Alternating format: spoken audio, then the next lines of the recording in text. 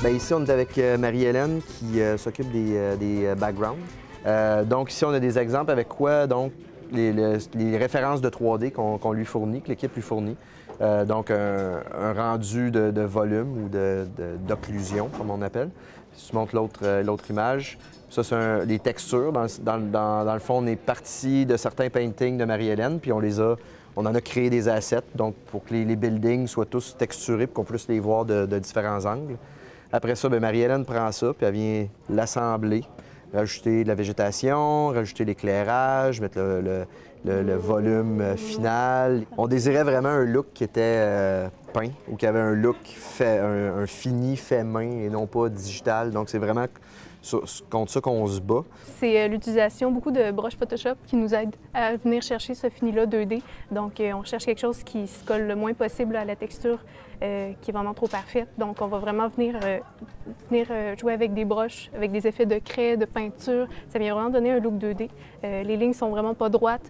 On se permet un peu un côté wacky justement qui donne ce petit côté-là fait à la main qu'on recherche.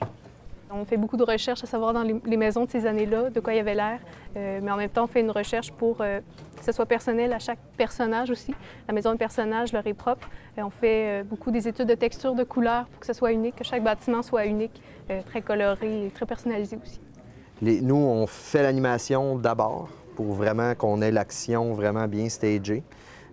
Puis après, on a notre mouvement de caméra, notre composition. Donc, Marie-Hélène peut venir se placer des petits bonhommes à l'intérieur de ça pour être certain qu'il n'y ait pas d'éléments qui ne sont pas dans le chemin. Fait que ça lui permet de venir positionner les personnages pour avoir quelque chose de un peu plus près du résultat final, ou au moins d'avoir une idée de l'action qui se déroule dans ce décor-là. Donc, Marie-Hélène, tu m'arrêtes quand je me trompe. C'est bon. Ici, on a la grande place du village de Saint-Victor. Il y a une grande partie du film qui se passe. On a notre épicerie, ici, qui est la maison d'Antonio, un épicier italien avec beaucoup de personnalité. La maison du docteur Milo. Docteur Milo.